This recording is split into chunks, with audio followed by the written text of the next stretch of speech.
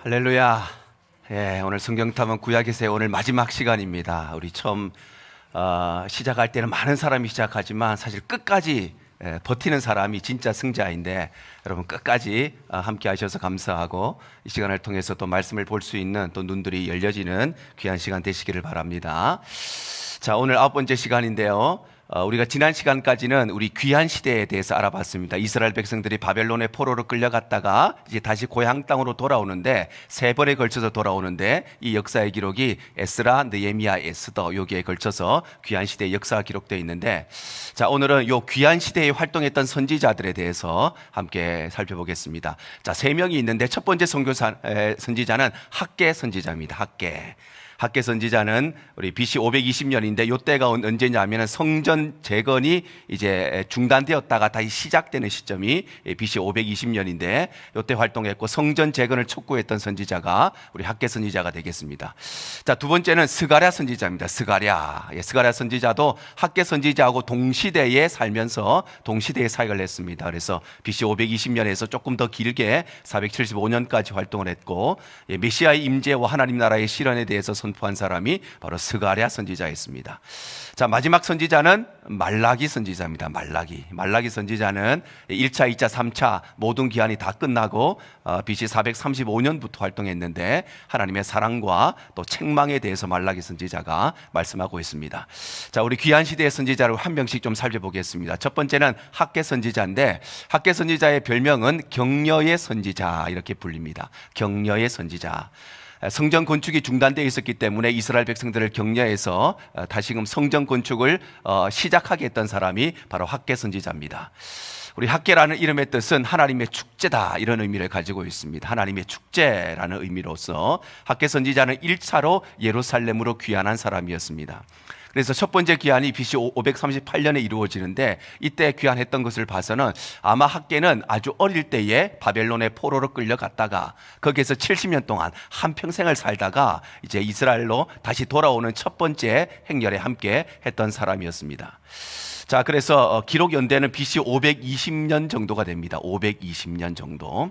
그래서 이스라엘 백성들이 첫 번째로 고향 땅으로 돌아온 것이 BC 538년이었습니다. 근데 돌아와서 열심히 성전 재건을 시작했습니다. 한 4년 동안 열심히 했는데, 그런데 성전을 다 짓지 못한 상태에서 성전 재건이 중단됩니다. 이것이 한 16년 정도 중단되게 됩니다. 그래서 520년까지 중단되게 되는데, 이 520년쯤에 학개 선지자가 다시 우리가 멈추었던 하나님의 성전을 다시 완성해야 된다, 이렇게 선포한 것이 520년경이 되겠습니다. 자, 기록 배경에는 성전이 파괴되고 예루살렘으로 1차로 귀환하게 되는 것이 우리 학개 선지자의 전체적인 배경이 되겠습니다. 조금 자세히 살펴보면, 자, 남유다가 멸망하고 예루살렘 성전이 파괴된 것이 BC 586년의 일입니다. 남유다가 멸망하고 성전이 파괴된 것이 586년인데, 자, 지도를 보겠습니다. 우리 지도를 보시면 지금 이스라엘 땅에 우리 북이스라엘과 남유다 두 개의 나라가 있었고, 사방에 4개의 강대국이 있었습니다. 가장 첫 번째로 강성했던 나라가 아수르입니다.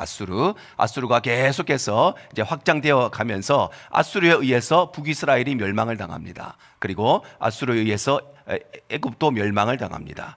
자, 그런데 아수르가 이렇게 왕성했다가 그 힘이 점점 줄어들게 됩니다. 아수르도 힘이 없는 나라가 되고, 그 다음에 이 근동 지역의 패권을 장악하는 것이 바로 바벨론입니다. 바벨론이 이제 전 세계에 자신의 영향을 확대하기 시작하면서 바벨론에 의해서 아수르가 멸망을 당합니다. 그리고 바벨론에 의해서 남유다도 멸망을 당합니다. 멸망을 당하고 남유다의 백성들이 그래서 바벨론으로 포로로 끌려가게 되는 것입니다. 바벨론으로 포로로 끌려갑니다. 자, 이러한 배경 속에서 바벨론이 한때 큰 나라였는데, 이 바벨론도 결국에는 BC 539년에 페르시아에서 멸망을 당하게 됩니다. 바벨론도 멸망을 당합니다. 자, 아까 지도를 보시면 바벨론이 이 당시에 가장 강대한 나라였습니다. 그래서 전 세계에 영향을 끼치고 남유다의 백성들을 포로로 다 잡아왔는데, 바벨론도 시간이 지나니까 이제 힘이 줄어드는 것입니다. 힘이 빠지기 시작하고, 그 다음에 패권을 잡는 나라가 페르시아입니다. 그래서 페르시아가 전 세계에 이제 영향을 끼치기 시작하고, 이 페르시아에 의해서 바벨론도 멸망을 당하게 되었다는 것입니다. 이게 BC 539년입니다. 자, 그리고 페르시아의 고레스 왕이 이제 왕이 되었는데 이 사람이 이스라엘 백성들, 유다 민족들을 자신의 고향 땅으로 돌아갈 수 있도록 허락을 해줍니다. 그것이 성경에 나오는 고레스 왕입니다. 자, 지도를 보시면 이제 페르시아가 전 세계에 이제 확장되면서 남유다 백성들이 옛날에 바벨론으로 포로로 끌려왔습니다. 이렇게 포로로 끌려왔는데, 그래서 이 사람들 바벨론의 포로로 끌려왔던 유다 백성들 중에서 고향 땅으로 돌아가고 싶은 사람 돌아가도 된다, 이렇게 페르시아의 고레스 왕이 허락을 해 주었다는 것입니다. 그래서 고레스 왕은 원래 페르시아 바사라고 하는 나라의 왕자였습니다. 그리고 그의 어머니는 메데라고 하는 나라에서 시집을 왔습니다. 그래서 자신의 아버지는 바사의 왕자였고 어머니는 메대의 왕자였습니다. 그래서 성경에 보면 메대 바사 이런 나라가 나옵니다. 그런데 이 사람이 원래는 그래서 이 바사 나라의 왕자였다가 왕이 되는데 어머니의 나라에 왕이 없습니다. 왕위를 계승할 사람이 없어서 자신의 어머니의 나라였던 이 메대라는 나라까지도 합병해서 모든 메대와 바사 두 개의 나라를 통합해서 그래서 통치하게 되는데, 그것이 우리가 알고 있는 이 페르시아라고 하는 나라입니다. 그래서 이 왕이 전 세계를 통치하면서 유다 백성들 중에 포로로 끌려왔는데 너무 불쌍하다, 고향 땅으로 가고 싶은 사람 돌아가도 된다, 이렇게 허락을 해줬다는 것입니다. 자, 그래서 첫 번째로 총독이었던 스룹바벨과 대제사장 여호수아를 중심으로 약 5만여 명의 유대인들이 고향 땅으로 돌아오게 됩니다. 고향 땅으로 돌아오게 되는데 아마도 이 바벨론에 살고 있던 유대인들 중에 한 10분의 1 정도만 돌아오게 됩니다. 세월이 70년이 지났습니다. 우리가 미국 와서 한 70년을 살면서 인생을 다 하고 우리의 자녀들이 미국 땅에 태어나고 2세, 3세가 있으면 한국으로 다시 돌아가는 것이 참 쉽지가 않지요. 그런데 유대인들도 포로로 끌려온 지 약 70년이 지났기 때문에 전부 다 바벨론에 이제 뿌리를 잡고 그곳에서 삶의 터전을 누리고 살았기 때문에 고향 땅으로 돌아간다는 것이 쉽지 않았습니다. 그래서 약 한 10분의 1 정도만 돌아가는데 그것이 1차로 5만여 명이 고향으로 귀환하는 것입니다. 자, 그리고 이제 성전 재건이 중단되게 됩니다. 성전 재건, 1차로 돌아왔던 사람들이 가장 먼저 한 것, 가장 중요하게 생각한 것이 무너졌던 예루살렘 성전을 다시 재건하는 것이었습니다. 그래서 돌아와서 한 4년 동안 열심히 했는데, 그런데 돈도 없고 기술도 없고 벽돌도 없고 주변에는 이방 민족들이 계속 쳐들어오고 그러다가 그냥 성전 건축을 그냥 포기해버린 것입니다. 그래서 포기하고 약 16년 동안 이것이 중단되게 되는데 약 BC 520년에 학개 선지자가 나오고 스가랴 선지자가 나와서 이것을 우리가 재건해야 된다, 이렇게 선포했다는 것입니다. 자, 그래서 학개 선지자 학개서의 주제는 성전 재건을 촉구하는 내용이 바로 학개서의 내용입니다. 우리가 멈추었던 하나님의 성전을 다시 완성해야 된다, 이렇게 촉구했다는 것입니다. 자, 그래서 학개서의 특징은 4편의 설교로 구성되어 있습니다. 그래서 무작정 하나님의 성전을 건축해야 된다는 것이 아니라 하나님의 말씀에 의거해서 우리가 왜 하나님의 성전을 지어야 하는지, 의미가 무엇인지 4편의 설교를 통해서 말씀하고 있습니다. 그리고 성전 재건을 독려했던 첫 번째 선지자가 바로 학개 선지자였습니다. 성전 건축이 멈추고 16년이 되도록 아무도 이 성전 재건을 다시 시작하자 이렇게 말하는 사람이 없었다는 것입니다. 그런데 16년이 지나서 가장 첫 번째로 성전 재건을 촉구한 사람이 바로 학개 선지자였습니다. 자, 두 번째는 스가랴 선지자입니다. 스가랴 선지자의 별칭은 묵시의 선지자, 이런 별명을 가지고 있습니다. 왜냐하면 스가랴에는 많은 환상들이 기록되어 있기 때문에 묵시의 말씀이 있기 때문에 묵시의 선지자라고 불리는데, 자, 스가랴라고 하는 이름의 뜻은 하나님께서 기억하신다, 이런 의미입니다. 하나님께서 기억하신다, 이런 의미이고, 이 스가랴 선지자는 제사장 가문 출신의 1차 귀환자였습니다. 제사장 가문이었습니다.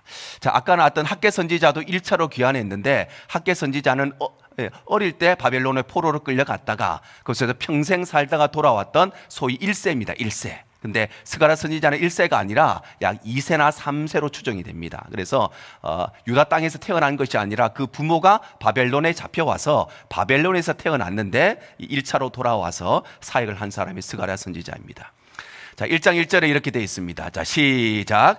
다리오 왕 제2년 8째 달에 여호와의 말씀이 이또의 손자 베레가의 아들 선지자 스가랴에게 임하니라. 성경에 이또의 손자였고 베레가의 아들이었던 선지자 스가랴에게, 이또와 베레가라고 하는 사람은 제사장이었습니다. 그래서 제사장 가문에서 태어나서 선지자로 사역했던 사람이 바로 스가랴 선지자입니다.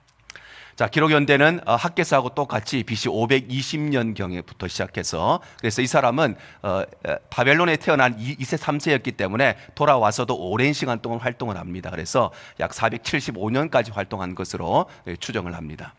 자, 기록 배경은 학개서하고 똑같습니다. 성전 재건의 미완성, 성전이 미완성되었기 때문에 이것을 우리가 완성해야 된다, 이런 기록 배경을 가지고 스가랴서가 기록이 되었습니다.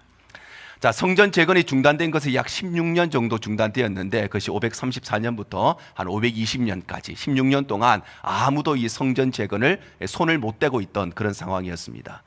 그러다가 이제 BC 520년쯤에 학개 선지자가 나오고 스가랴 선지자가 나와서 우리가 멈추어 있는 이 성전을 완성해야 된다, 우리가 이것을 마무리해야 된다. 그래서 그때부터 시작해서 약 5년 정도 걸쳐서 BC 515년에 성전 재건이 완성되게 되는 것입니다. 이때 완성된 것이 우리가 소위 말하는 스룹바벨 성전입니다.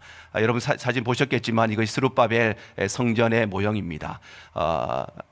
옛날 일이기 때문에 사진이 없기 때문에 정확히 어떤 모습인지 알 수는 없지만 성경에 나와 있는 내용을 가지고 복기를 시키면 이런 모양이었을 것이다, 이렇게 우리가 추정할 수 있습니다. 그래서 우리 옆에 보시면 우리 왼쪽에 있는 것이 우리가 소위 말하는 솔로몬 성전을 복구해 놓은 것입니다. 거기에 비해서 스룹바벨 성전이 너무나 초라한 성전이었습니다. 크기도 작고 재료도 벌써 틀리잖아요. 재료도 틀리고 모든 것이 연약한 성전이었습니다. 그래서 그럼에도 불구하고 작지만 이 성전을 완성한 것이 바로 이 시기의 일입니다. 자, 그래서 주제는 성전 재건을 촉구하는 것이었습니다. 학개서하고 똑같이 우리가 멈추어 있는 성전 재건을 다시 시작해서 완성해야 된다, 이것을 촉구한 말씀이 스가랴 말씀이 되겠습니다. 자, 특징이 몇 가지인데, 첫 번째는 우리 스가랴서는 예수 그리스도에 관한 예언이 기록되어 있습니다. 예수 그리스도에 관한 예언이 기록되어 있어서 우리 스가랴서를 메시아 선지서다, 이렇게 우리가 별칭으로 부르기도 합니다. 메시아에 대해서 많은 말씀을 예언하고 있기 때문입니다. 자, 스가랴 9장 9절에 이렇게 기록되어 있습니다. 시작. 시온에 따라 크게 기뻐할지어다. 예루살렘에 따라 즐거이 부를지어다. 보라, 내 왕이 내게 임하시나니 그는 공의로우시며 구원을 베푸시며 겸손하여서 나귀를 타시나니 나귀의 작은 것 곧 나귀 새끼니라. 우리의 구원자가 어떻게 오시느냐? 나귀를 타시는데 나귀의 작은 것, 새끼 나귀를 타고 오실 것이다, 이렇게 스가랴 선지자가 예언했는데, 이 말씀대로 예수님께서 예루살렘에 입성하실 때, 종료주일에 입성하실 때 나귀 새끼를 타고 입성하시게 되는 것입니다. 그래서 그걸 통해서 스가랴 선지자의 예언을 성취하시는 것이 바로 예수님의 예루살렘 입성이었습니다. 자, 두 번째는 고도의 상징성이 있는 환상들이 기록하고 있습니다. 그래서 스가랴서도 아주 해석하기가 아주 어려운 성경 중에 하나인데, 여러 가지 환상들을 기록하고 있는 묵시문학서가 바로 이 스가랴 선지자가 되겠습니다. 자, 구약의 마지막 선지자는 말라기입니다. 말라기. 말라기는 변론의 선지자, 이런 별칭을 가지고 있습니다. 변론의 선지자. 자, 말라기라는 이름의 뜻이 무엇인가? 하나님의 사자. 하나님께서 보내신 하나님의 사자, 이런 의미가 바로 말라기라는 이름의 의미이고요. 자, 기록연대는 BC 435년 정도로 추정을 합니다. 그래서 이스라엘 백성들이 바벨론에서 1차로, 2차로, 3차로 다 돌아오고 난 뒤에 한 10년 정도 지나고 말라기 선지자가 사역하기 시작했다는 것입니다. 10년이면은 새로운 땅에 와서 다 이제 정착하고 어느 정도 다 정리가 된 이후에 그때 말라기 선지자가 활동을 했는데, 자, 기록 배경은 예루살렘의 귀한 있습니다. 이스라엘 백성들이 바벨론의 포로로 끌려갔다가 예루살렘으로 돌아온 그 시대를 배경으로 하고 있습니다. 자, 2차 기한이 458년에 일어나게 되는데, 이때 중심이 된 사람이 에스라였습니다. 에스라가 두 번째 기한할 때 백성들과 함께 고향으로 돌아오게 됩니다. 두 번째는 몇 명이 돌아왔는가 성경이 없기 때문에 잘 알 수가 없고, 자, 세 번째 귀한이 또 이루어지는데, 자, 세 번째는 느헤미야를 중심으로 돌아옵니다. 이때는 약 4만 2천 명 정도 돌아옵니다. 그러니까 1차 때는 스룹바벨과 대제사장 여호수아를 중심으로 약 5만여 명이 돌아오고, 두 번째는 에스라를 중심으로 돌아오고, 세 번째는 느헤미야와 함께 4만여 명이 돌아오니까 아마 이 두 번째도 약 한 4, 5만 명 비슷한 숫자가 돌아오지 않았을까, 이렇게 생각을 할 수가 있는데 정확하게는 알 수가 없고, 그래서 1차, 2차, 3차 예루살렘으로 다 돌아온 요때가 요 말라기 선지자의 배경입니다. 자, 그리고 성벽 재건을 완성하게 됩니다. 느헤미야가 돌아와서 약 100년 동안 성벽을 재건하지 못했는데 52일 만에 성벽을 다 완성하게 되죠. 그래서 우리 지난주에 보셨던 우리 그림인데 느헤미야 시대에 완성된 성벽입니다. 그래서 다른 데는 다 이렇게 무너지고 이제 조금만 이렇게 남아서 이제 흔적만 남아 있는데 요 시대에 쌓았던 성벽이 되겠습니다. 자, 근데 이스라엘의 불신앙이 시작됩니다. 이스라엘의 불신앙. 우리에게 불신앙이 일어나는 이유는 크게 두 가지입니다. 첫 번째는 우리에게 여유가 생겼을 때 불신앙에 빠집니다. 그래서 돈의 여유가 생기고 시간의 여유가 생기고 그때 우리의 신앙이 불신앙에 빠질 수가 있고, 두 번째 불신앙이 생기는데 오늘 성경이 나오는 이 배경은 두 번째 이유인데, 첫 번째는 제사장들이 부패함에 빠집니다. 제사장들의 부패함. 제사장들이 부패함에 빠졌다고 하는 것은 우리가 불신앙에 빠지는 두 번째 이유는 사명을 잃어버릴 때 부패함에 빠집니다. 그래서 이들이 오랜 시간 동안 하지 못했던 성전도 짓고 성벽도 다 끝냈습니다. 그러면 우리가 다음에 뭘 해야 되나? 우리가 해야 될 건 다 끝났어. 더 이상 우리에게 주어진 사명을 잃어버릴 때 그때 불신앙에 빠지게 되는 것입니다. 이 시대에 우리의 신앙도 마찬가지입니다. 내가 예수 믿고 구원받았다. 나는 이제 다 했어. 그때부터 우리의 신앙은 불신앙에 빠지기 시작하는 것입니다. 우리에게는 전해야 될 복음이 있고, 우리에게는 섬겨야 될 교회가 있고, 우리에게는 헌신해야 될 많은 일들이 있는 것입니다. 근데 내게 주어진 사명을 잃어버릴 때 그때부터 우리의 신앙은 부패하기 시작하고 우리의 신앙은 불신앙에 빠지기 시작합니다. 이스라엘 백성들도 이제 고향 땅에 돌아와서 어려운 큰 일을 해냈습니다. 이것도 끝내고 저것도 끝내고, 그러니까 우리 이제는 다 끝냈다. 더 이상 할 일이 없다. 사명이 없어지기 때문에 그때부터 이스라엘이 다시 불신앙에 빠지는데, 그 첫 번째가 제사장들이 부패한 것이었습니다. 두 번째는 이스라엘 백성들이 이방인들과 자폰하기 시작합니다. 이스라엘 백성들이 이방인들과 자폰합니다. 이방 민족들과 결혼하지 말라는 것은 단순히 이 시대에 백인하고 결혼하지 마라, 흑인하고 결혼하지 마라 이런 말이 아니라 우상 숭배하는 자들과 결혼하지 말라는 것입니다. 그래서 우상 숭배자들과 결혼함으로써 그 우상이 바로 이스라엘 경내로 들어오기 때문에 하나님이 금지시켰는데, 이스라엘 백성들이 불신앙에 빠져서 이방인들, 즉 우상을 숭배하는 자들과 또 결혼하기 시작했다는 것입니다. 자, 세 번째는 11조와 헌물이 형식화됩니다. 그래서 그들의 신앙이 아주 형식화되었다는 것입니다. 자, 우리 말라기서에 보면 헌금에 대해서 말씀하시죠. 말라기 3장 8절입니다. 자, 시작.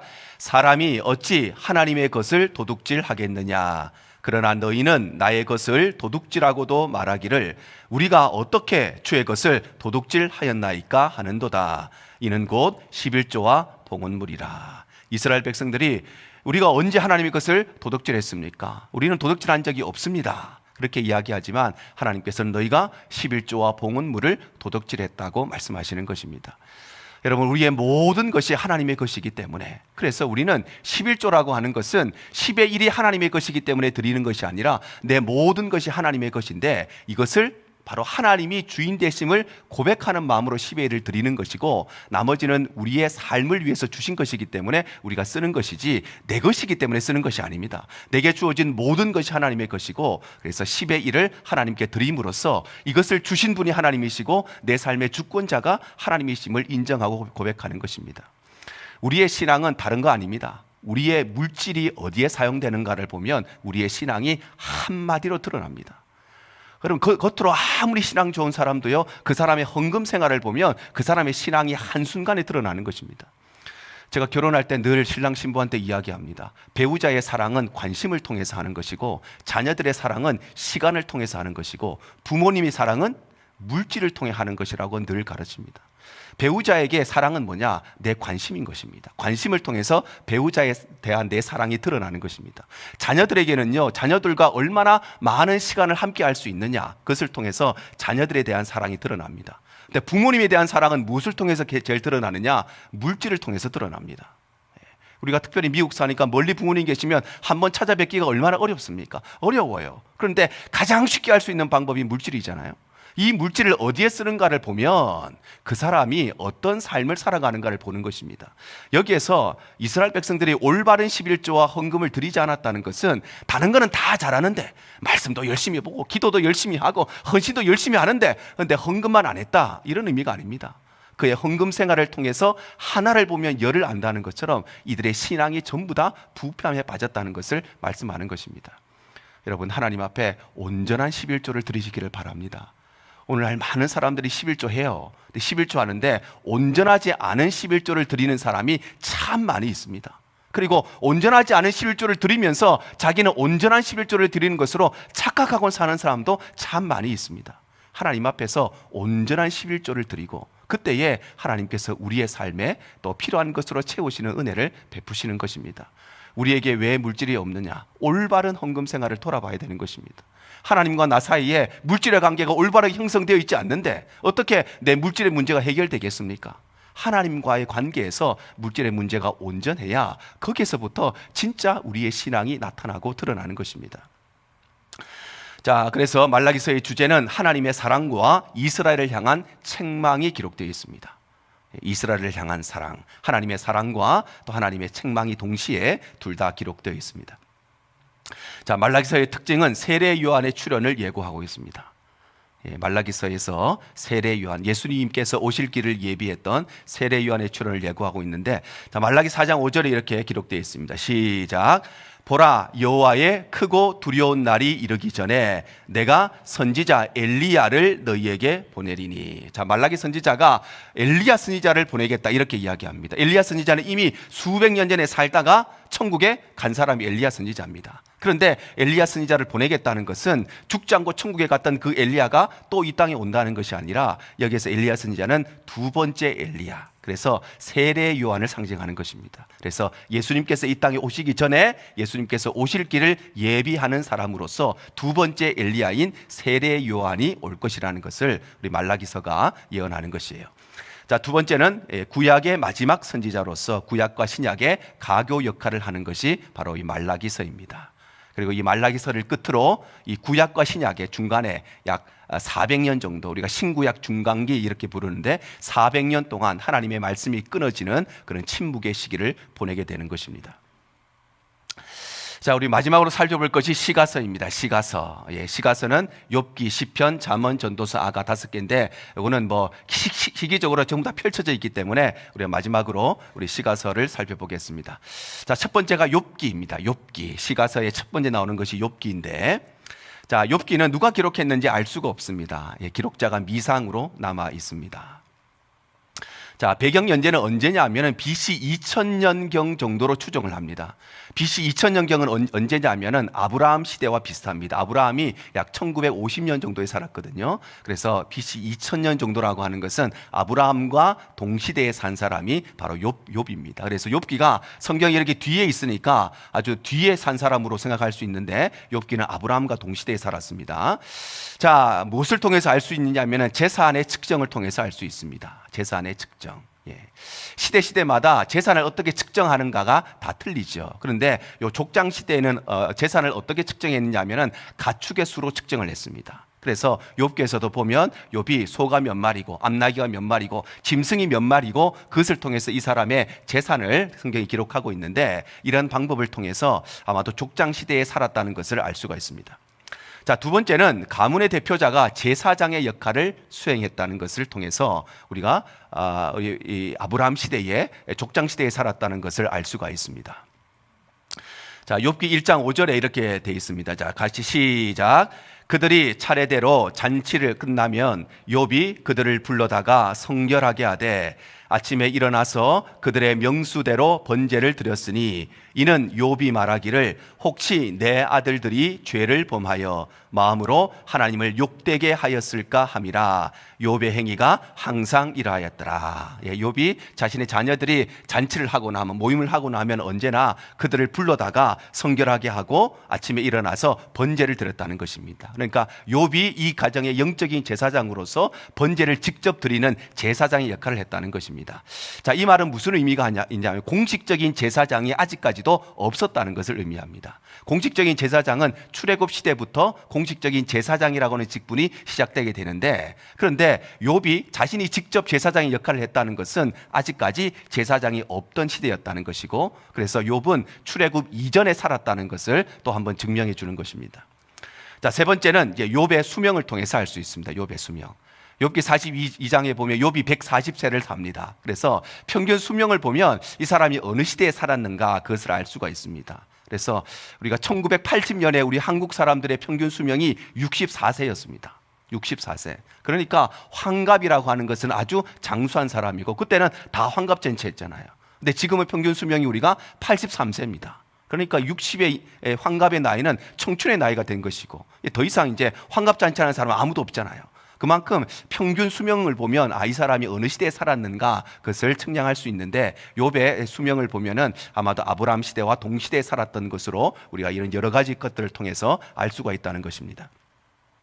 자, 욥기의 기록 배경은 우리가 잘 알고 있듯이 갑작스러운 욥이 고난을 당합니다. 갑작스러운 고난을 당합니다. 그래서 10명의 자녀들이 한순간에 다 죽음을 그리고 자신의 모든 재산이 날아가고 가정도 깨어지고 건강도 잃어버리고 갑작스러운 이유를 알 수 없는 욥이 고난을 당합니다. 자, 욥은 우스 출신입니다. 우스 출신으로서 욥이라고 하는 이름은 고난받는 사람 이런 의미를 가지고 있습니다. 자, 그런데 우스가 어디냐? 정확히는 알 수가 없는데 크게 3개 정도로 추측을 할 수 있습니다. 추측을 할 수가 있는데 자, 욥기 1장 1절입니다. 시작. 우스 땅에 욥이라 불리는 사람이 있었는데 그 사람은 온전하고 정직하여 하나님을 경외하며 악에서 떠난 자더라. 욥이 우스 땅에 살았다 이렇게 돼 있죠. 욥이 우스 땅에 살았다는 것은 뭐 여러 군데 살다가 우스 땅에서 죽었다는 것이 아니라 우스 땅에서 태어나서 여기서 평생 살다가 여기서 죽었다는 것입니다. 우스 땅에 살았는데 자, 우스 땅이 어디냐? 약 3가지 정도로 추정을 할 수 있는데 첫 번째는 지금의 이제 저쪽이죠. 팔레스타인. 그러니까 예전에 블레셋 사람들이 살던 요 땅이었을 것으로 추정하는 사람이 있습니다. 자, 그런가 하면 두 번째 추정은 여기입니다. 여기가 어디냐면 아브라함이 이제 하나님의 부르심을 받고 가나안 땅에 가기 전에 잠시 머물렀던 하란이라고 하는 곳이 있습니다. 요 하란이 아마도 욥이 살았던 우스가 아닐까 이렇게 추정을 하는 것입니다. 지금은 이제 터키에 소속되어 있는 땅인데 그래서 지금 여기에 가면은 이런 건물이 있습니다. 이게 욥을 기념하는 건물입니다. 욥을 건물하는 기념인데 사실 고고학적인 그런 배경은 잘 없다고 그럽니다. 그런데 아마 관광지용으로 만들었던 것 같은데 이런 건물이 있고 그 안에 가면은 욥의 무덤도 있습니다. 욥의 무덤도 있고, 요거는 이제 욥이 사용했던 우물이라고 이렇게 전해 내려옵니다. 욥은 가축이 많았기 때문에 물을 먹여야 되는 가축들이 많았기 때문에 우물이 꼭 있어야 되는데 욥의 우물이라고 불리는 곳입니다. 그래서 여러 가지 이런 것들이 있는데 이렇게 주장하는 사람도 있고 근데 또 다른 주장들도 있습니다. 그래서 지금으로부터 4,000년 전에 살았기 때문에 정확히 어디인지는 알 수가 없고 다만 성경을 통해서 우리가 힌트를 얻을 수 있는 것은 여기가 에돔 땅입니다. 에돔. 에서의 후손들이 살았던 에돔 땅이 있는데 성경에 이런 말씀이 있습니다. 우리 예레미야 애가 4장 21절입니다. 시작. 우스 땅에 사는 딸 에돔아 즐거워하며 기뻐하라. 자, 예레미야 애가에 보면 우스 땅에 사는 딸 에돔아 이렇게 되어 있습니다. 그래서 이런 것들을 통해서 아마도 우스 땅이라고 하는 것이 에돔이 살던 야곱의 형이었던 에서의 후손이 살던 그곳이 아니었을까 이렇게 추정을 하기도 합니다. 그래서 크게 3가지 정도로 추정할 수 있는데 정확히 어디인지는 알 수가 없습니다. 자, 뿐만 아니라 욥은 야살의 책에 기록되어 있고요. 또 아마르나라고 하는 서신에도 욥의 이야기가 기록되어 있습니다. 그래서 욥기는 그냥 허황된 이야기가 아니고 전설처럼 내려오는 이야기가 아니고 역사의 책에도 기록되어 있는 실존 인물이었고 역사성을 가지고 있다는 것을 우리가 알 수 있습니다. 자, 우리 욥기서의 구조를 좀 살펴보면 자, 첫 번째는 욥이 고난을 당합니다. 1장 이전에 2장에 보면 욥이 고난을 당하고 건강도 잃고 가정도 잃고 자녀도 잃고 재물도 다 잃는 욥의 고난이 나오고요. 자, 두 번째는 욥과 친구들의 논쟁이 나옵니다. 욥과 친구들의 논쟁인데 욥의 친구들이 약 4명이 나오는데 엘리바스와 소발과 빌닷과 엘리후라는 사람이 4명이 나옵니다.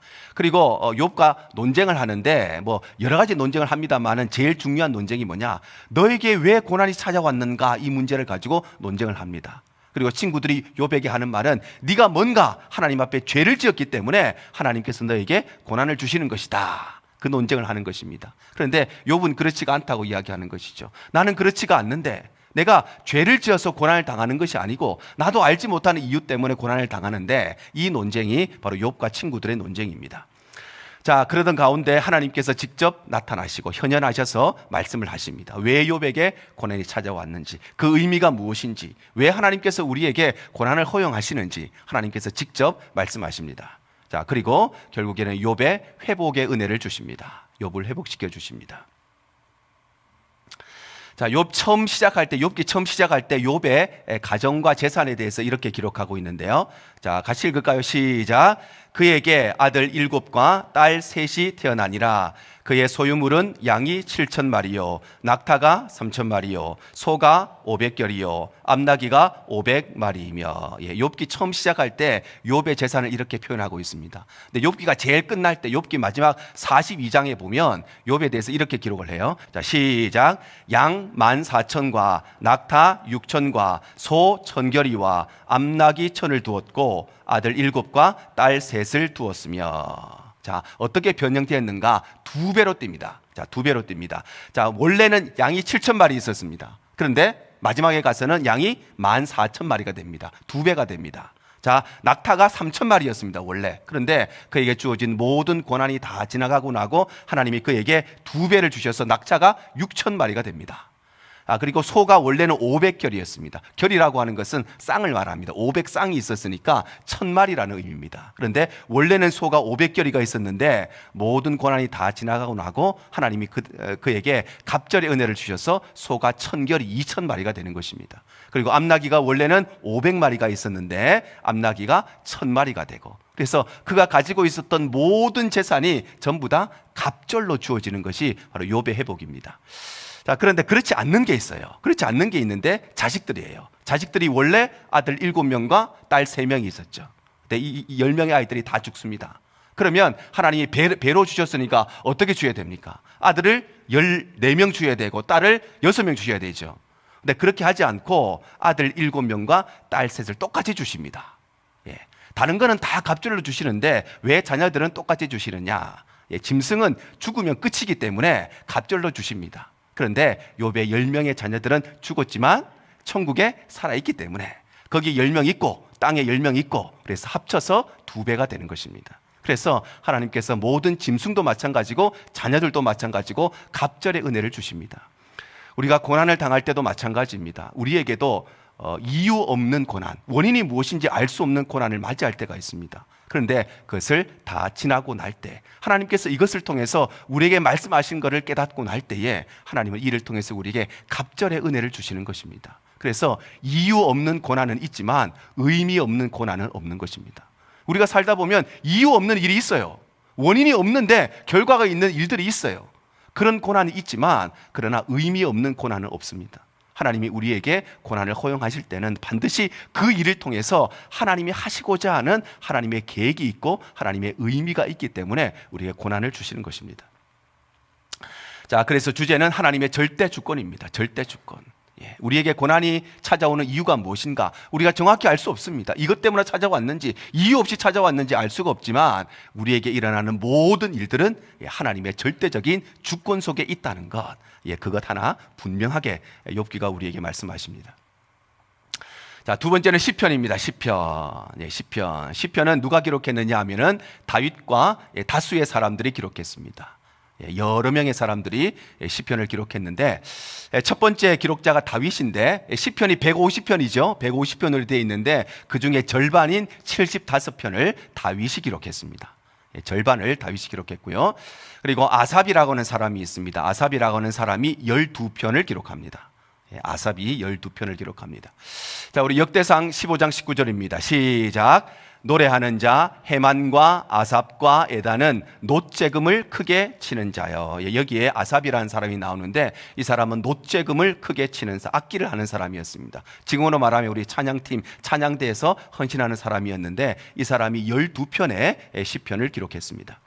자, 세 번째는 고라 자손이 나옵니다. 고라 자손이 11편을 기록하는데 고라라고 하는 사람은 출애굽 과정 속에서 모세를 비방했다가 심판받은 사람이 바로 고라지요. 근데 이 사람의 후손들이 11편의 시편을 기록을 했습니다. 자, 그리고 솔로몬도 2편을 기록했고요. 모세도 1편을 기록했고 또 헤만과 에단도 각각 1편씩을 기록했습니다. 자, 모세가 기록한 것이 시편 90편입니다. 시편 90편. 우리 너무 잘 아는 말씀인데, 자, 같이 한번 읽겠습니다. 시작. 우리의 연수가 70이요 강건하면 80이라도 그 연수의 자랑은 수고와 슬픔뿐이요 신속히 가니 우리가 날아가나이다. 예, 시편 90편이 모세가 지은 시편인데, 예, 우리의 인생이 신속히 가니 마치 날아가는 것과 같은 것이, 예, 정말 신속하게 우리의 인생이 흘러가는 것이 바로 우리의 삶이라고 말씀합니다. 그래서 오늘 하루 내게 주어진 이 시간에 최선을 다해서 의미 있게 살아가는 것이 바로 하나님이 우리를 향한 우리의 삶의 의미이고 뜻인 것입니다. 자, 역대상 15장 19절 시작. 노래하는 자 헤만과 아삽과 에단은 놋재금을 크게 치는 자여. 자, 여기에 헤만이라는 사람과 에단이라는 사람이 나옵니다. 그래서 이 사람도 놋재금을 치는 사람이었는데, 헤만도 한 편의 시를 기록했고 에단도 한 편을 기록했습니다. 자, 그리고 무명의 시인들이 47편, 나머지 47편은 이름을 알 수 없는 무명의 기록자가 시편을 기록했습니다. 그래서 다윗이 75편, 아삽이 12편, 고라자손 11편, 솔로몬 2편, 모세, 헤만, 에단 1편, 무명 47편 다 합쳐서 150편으로 시편이 기록되는 것입니다. 자, 배경 연대는 1500년, BC 1500년입니다. BC 1500년이면 모세의 시대입니다. 모세의 시가 가장 오래된 시입니다. BC 1500년부터 시작해서 BC 500년까지 귀한 시대에 걸쳐서 약 1000년에 걸쳐서 수많은 사람들이 지었던 이 시편을 한 편으로 정리해 놓은 것이 바로 시편의 말씀이 되겠습니다.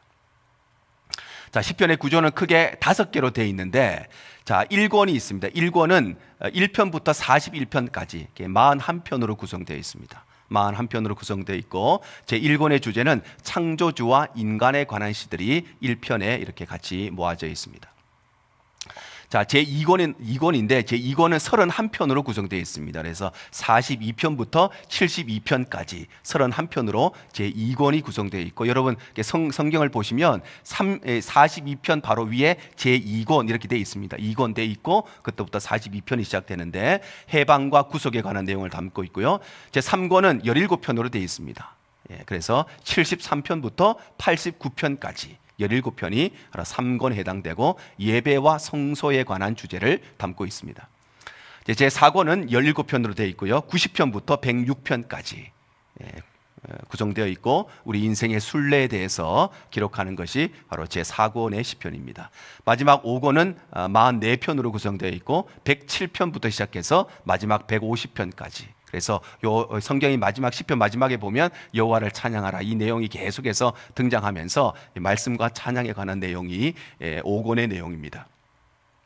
자, 그래서 주제는 찬양받기에 합당하신 하나님. 우리의 삶의 상황이 어떠하든지, 우리의 삶의 여건이 어떠하든지 그것과 상관없이 언제나 어디에서나 찬양받기에 합당하신 하나님을 노래하고 있는 것이 바로 시편의 말씀입니다.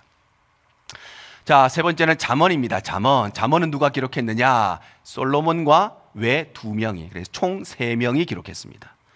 솔로몬과 2명이 기록을 했는데, 자, 첫 번째 기록자가 솔로몬입니다. 솔로몬이 가장 많은 분량을 기록했는데 1장부터 29장까지 기록했는데, 자, 잠언 1장 1절입니다. 시작. 다윗의 아들 이스라엘 왕 솔로몬의 잠언이라. 예, 성경이 분명하게 솔로몬의 잠언이라, 이 잠언을 솔로몬이 기록했다는 것을 말씀하고 있습니다. 자, 솔로몬은 우리가 잘 알고 있듯이 지혜를 얻은 사람이었습니다. 그래서 하나님께서 내가 너에게 무엇을 줄고 물으셨을 때에 솔로몬이 나에게 지혜로운 마음을 달라고 그렇게 이야기를 하고, 하나님께 지혜를 얻어서 이 세상에 그 누구보다도 지혜가 많았던 사람이 바로 솔로몬이었죠. 그래서 솔로몬이 잠언 3000편하고 1005편의 노래를 저작했습니다. 3000편의 잠언을 그가 저작했습니다. 열왕기상 4장 32절인데요. 자, 같이 시작. 그가 잠언 3000가지를 말하였고 그의 노래는 1005편이며, 예, 그가 잠언 3000가지. 우리가 아무리 지혜가 많다고 해도 3000가지의 잠언을 이야기한다는 것은 웬만한 지혜를 가진 사람은 할 수가 없는 것입니다. 하나님께 특별한 지혜를 솔로몬이 받았기 때문에 3000개의 잠언과 또 1005편의 노래를 저작한 것이 솔로몬이었습니다. 자, 두 번째 기록자는 아굴입니다. 아굴이라고 하는 사람이 잠언 30장을 기록했는데, 우리 잠언 30장 1절입니다. 시작. 이 말씀은 야게의 아들 아굴의 잠언이니. 예, 아굴의 잠언이라고 말씀하는데, 그래서 1장부터 29장까지는 솔로몬이 기록했고 30장은 아굴이 기록했습니다. 자, 마지막 세 번째는 르무엘입니다. 르무엘 왕이 31장을 기록하는데요. 르무엘 왕이 31장을 기록합니다. 자, 31장 1절입니다. 시작. 르무엘 왕이 말씀한 바 곧 그의 어머니가 그를 훈계한 잠언이라. 르무엘 왕이 말씀했다 이래 되는데, 왕이라고 하면 성경에 왕 이름은 다 기록되어 있기 때문에 왕은 웬만큼 하면은 누군지 알 수가 있는데 르무엘 왕은 성경에 기록되어 있지 않습니다. 그래서 많은 성경학자들은 아마도 이 르무엘 왕이 솔로몬의 다른 별칭이었을 것이다 이렇게 추정을 하기도 합니다. 그래서 왜냐하면 이 잠언 31장의 내용이 현숙한 여인에 대한 말씀이거든요. 그래서 우리가 잘 알듯이 이 솔로몬 왕이 이 부인이 얼마나 많았습니까? 수백 명의 부인을 갖고 있었기 때문에, 그래서 그의 어머니가 아마 현숙한 여인에 대해서 말씀했는데 이 르무엘 왕이 아마도 솔로몬이었을 것이다 이렇게 추정을 하기도 하는 것입니다. 자, 배경연대는 BC 930년경. 930년경은 이제 솔로몬이 죽은 해가 이제 930년입니다. 요때부터 시작해서 아마도 아굴과 르무엘까지 다 해서 요 700년까지 요 사이에 기록될 것으로 추정을 합니다. 자, 우리 잠언의 구조는요, 솔로몬의 잠언이 첫 번째로 나옵니다. 솔로몬이 기록한 잠언이 1장부터 29장까지 나오는데, 이 잠언의 내용은 워낙 다양한 것들을 기록하고 있기 때문에 참 정리하기 어려운데, 세 가지로 정리하면요, 첫 번째는 젊은이들을 위한 교훈이 기록되어 있습니다. 그래서 노년의 인생으로서, 인생을 많이 살아본 사람으로서 젊은 사람에게 인생에 정말 무엇이 중요한지, 무엇이 불필요한 것인지, 굳이 안 해도 되는 것이 무엇인지 젊은이에 대한 교훈이 1장부터 9장까지 있고, 또 여러 가지 주제들, 정말 뭐 어떤 주제다 이렇게 말할 수 없을 만큼 다양한 인생의 교훈에 대해서 가르치고 있는 것이 10장부터 22장 16절까지 이렇게 기록이 되어 있습니다. 그리고 세 번째는 지혜자의 교훈으로서 22장 17장부터 마지막 29장까지 솔로몬의 잠언이 이렇게 기록되어 있습니다. 자, 그런가 하면 30장은 우리 잠언 1장 7절입니다. 자, 시작. 여호와를 경외하는 것이 지식의 근본이거늘 미련한 자는 지혜와 훈계를 멸시하느니라. 우리 지식의 근본이 여호와를 경외하는 것이다 이렇게 말씀합니다. 자, 9장 10절입니다. 시작. 여호와를 경외하는 것이 지혜의 근본이요 거룩하신 자를 아는 것이 명철이니라. 지식이라고 하는 것은 그야말로 이론인 것이죠. 이론. 그리고 지혜라고 하는 것은 이 지식의 이론을 우리의 삶에 지혜롭게 풀어내는, 실행하는 것입니다. 그런데 우리의 지식이나 우리의 지혜나 이 모든 것의 근본이 뭐냐? 바로 여호와를 경외하는 것이라고 말씀을 하는 것입니다. 자, 두 번째는 아굴의 잠언이 나옵니다. 아굴의 잠언이 바로 잠언 30장인데 우리가 잘 알고 있는 말씀이죠. 우리 같이 읽겠습니다. 시작. 나를 가난하게도 마옵시고 부하게도 마옵시고 오직 필요한 양식으로 나를 먹이시옵소서. 혹 내가 배불러서 하나님을 모른다 여호와가 누구냐 할까 하오며, 혹 내가 가난하여 도둑질하고 내 하나님의 이름을 욕되게 할까 두려워함이니이다. 아굴의 기도로 아주 유명한 말씀이죠. 나를 가난하게도 마시고 부하게도 마시고, 혹시나 내가 배가 불러서, 내가 돈도 많고 명예도 많고 시간도 많았어, 그래서 내 신앙이 불신앙에 빠지게 되고 하나님을 모른다고 할까 두렵고, 혹은 정반대로 내가 너무 가난하였어, 먹고 사는 것이 안 되었어, 그래서 하나님의 이름을 욕되게 할까 두려워함이니이다 이렇게 말씀합니다. 이 아굴의 잠언의 가장 중요한 것은요, 내가 부유하냐 내가 가난하냐 거기에 있지 않습니다. 내가 부유하든지 가난하든지 내가 하나님의 영광을 가리지 않고 하나님 앞에 올바르게 신앙생활 하겠다고 하는 것이 아굴의 잠언입니다. 그래서 부자도 아니고 가난하게도 아니고 막 적당히 주셔가지고, 그래서 내가 타락하지 아니하고 내가 너무 힘들지도 않게 살도록 그렇게 기도한 것이 아굴의 기도가 아니고, 내 삶에 부유할 때도 있을 것이고 때로는 가난할 때도 있을 것인데 그것과 상관없이 내가 언제나 하나님을 섬기고 하나님의 영광을 드러내기를 원하는 것이 바로 이 아굴의 잠언이 말씀하는 핵심의 내용입니다. 자, 세 번째는 르무엘의 잠언이 나옵니다. 르무엘 왕이 31장 그의 어머니에게 들었던 지혜의 말씀을 기록하고 있는데요. 자, 31장 10절입니다. 시작. 누가 현숙한 여인을 찾아 얻겠느냐? 그의 값은 진주보다 더하니라. 예, 현숙한 여인. 현숙한 여인은 바로 현숙한 아내를 말하는 것입니다. 현숙한 지혜로운 아내를 얻는 것이 진주보다 더 귀한 것이라고 말씀을 합니다. 그래서 아내에 대해서 말씀하고 있기 때문에 아마도 이 르무엘 왕이 많은 아내를 거느렸지만 그럼에도 불구하고 그 사람들을 통해서 참된 기쁨을 얻지 못했던 솔로몬이 아닌가 이렇게 추정을 하는 것입니다. 자, 주제는 여호와를 경외하는 것이 지식과 지혜의 근본이고, 여호와를 경외하는 것이 우리의 삶의 목적이고, 여호와를 경외하는 것이 우리의 삶의 이유고, 여호와를 경외하는 것이 우리의 모든 일의 가장 근본이라고 하는 것을 이 잠언을 통해서 말씀하시는 것입니다. 자, 네 번째는 전도서입니다. 전도서. 자, 전도서는 누가 기록했는가? 솔로몬이 기록을 했습니다. 예, 전도서는 전체가 솔로몬이 기록을 했습니다. 자, 전도서 1장 1절에 이렇게 되어 있습니다. 시작. 다윗의 아들 예루살렘 왕 전도자의 말씀이라. 예, 누가 이것을 기록했는가? 다윗의 아들이 기록했다 이렇게 되어 있죠. 자, 그리고 12절에는 이렇게 되어 있습니다. 시작. 나 전도자는 예루살렘에서 이스라엘 왕이 되어. 예, 다윗의 아들은 여러 명이 있습니다. 다윗의 아들은 여러 명이 있고 그 중에서도 왕이 된 사람이 여러 명이 있습니다. 쿠데타를 일으켜서 압살롬도 잠시지만 왕위를 찬탈했습니다. 자, 그런데 그 중에서 예루살렘에서 정식으로 이스라엘의 왕이 된 사람은 솔로몬 한 명밖에 없어요. 그래서 다윗의 아들 중에서 예루살렘에서 정식으로 왕이 된 사람이기 때문에 바로 이 전도서의 기록자가 솔로몬이라는 것을 알 수 있는 것입니다. 자, 배경연대는 BC 940년경입니다. 940년이면 솔로몬이 가장 전성기를 누릴 때입니다. 왕으로서 가장 전성기를 누릴 때, 바로 940년경입니다. 자, 전도서의 구조는요, 첫 번째는 인생의 허무함에 대해서 말씀하십니다. 인생의 허무함. 솔로몬이 돈도 많았고 여자도 많았고 없는 것 없이 다 가졌는데 그런데도 불구하고 그가 인생의 허무감을 느끼는 것이죠. 자, 1장 2절입니다. 시작.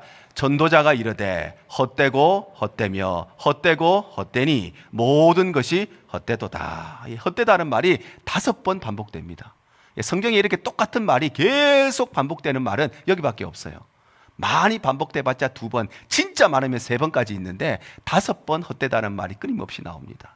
그의 인생을 살아보니까 내가 돈도 많았고 내가 여자도 많았고 내가 권력도 많았고 내 하고 싶은 거 다 하고 살았는데 살아보니 다 헛되더라. 그것이 바로 전도자의 고백입니다. 자, 1장 14절입니다. 시작. 내가 해 아래에서 행하는 모든 일을 보았노라. 보라, 모두 다 헛되이 바람을 잡으려는 것이로다. 예, 인생의 모든 것이 바람을 잡는 것과 같았다. 이렇게 고백하는 것이 지혜의 인생입니다. 권력을 얻기 위해서, 명예를 얻기 위해서, 돈 벌기 위해서 그렇게 수고했는데 지나고 보니까 다 바람을 잡는 것과 같더라. 이렇게 고백하는 것이 바로 전도자의 고백인 것입니다. 두 번째는 허무함의 원인에 대해서 말씀하고 있습니다. 우리 인생에 왜 인생의 허무감이 찾아오는가, 그 원인이 무엇인가 말씀하고 있고, 세 번째는 허무감을 채울 수 없는 요소들이 나옵니다. 그래서 우리 인생의 허무감, 우리 인생의 의미를 찾기 위해서 때로는 이것도 해보고 저것도 해보고 많은 것을 해보지만 그것이 우리 인생의 본질적인 의미에서 우리의 인생의 의미를 채워줄 수 없다는 것을 말씀하고 있습니다. 그리고 네 번째는 허무함을 극복하기 위한 교훈을 말씀하십니다. 우리 인생에 허무감이 찾아왔을 때 어떻게 해결해야 되는가, 그것을 말씀하시는 것입니다. 자, 12장 13절입니다. 시작. 일의 결국을 다 들었으니 하나님을 경외하고 그의 명령들을 지킬지어다. 이것이 모든 사람의 본분이니라. 예, 우리 인생의 허무감을 떨칠 수 있는 유일한 방법이 뭐냐? 하나님을 경외하는 것과 그의 말씀과 그의 명령에 순종하고 지키며 살아갈 때에 그때 우리 인생에 참된 의미와 참된 기쁨을 누릴 수가 있다는 것입니다. 우리가 대단한 사람들은 아니지만 지나온 세월 돌아보세요. 내 집 마련했을 때 얼마나 기쁩니까? 얼마나 기쁩니까? 내 평생 이 집에 드나들 때마다 기쁠 것 같죠. 근데 얼마 안 가서 다 그냥 그렇고 그런 일이 되는 것입니다. 좋은 차 사면 내가 이 차를 살 때마다 내 기분이 정말 날아갈 것 같지만 잠시 지나고 나면 다 그렇게 되는 것입니다. 이 땅의 모든 기쁨과 즐거움이 다 그렇다는 것입니다. 그때는 너무 기쁜데, 그때는 너무 즐거운데, 세상에 이보다 더 대단한 일이 없을 것 같은데 조금 한 달 지나고 2달 지나고 석 달만 지나면 다 평범한 일이 된다는 것입니다. 우리 인생의 진짜 의미는 하나님을 경외할 때, 그 말씀에 순종하고 살아갈 때 우리에게 참된 기쁨과 참된 은혜가 온다는 것입니다. 자, 주제는 인간의 한계와 하나님의 섭리에 대해서 말씀하십니다.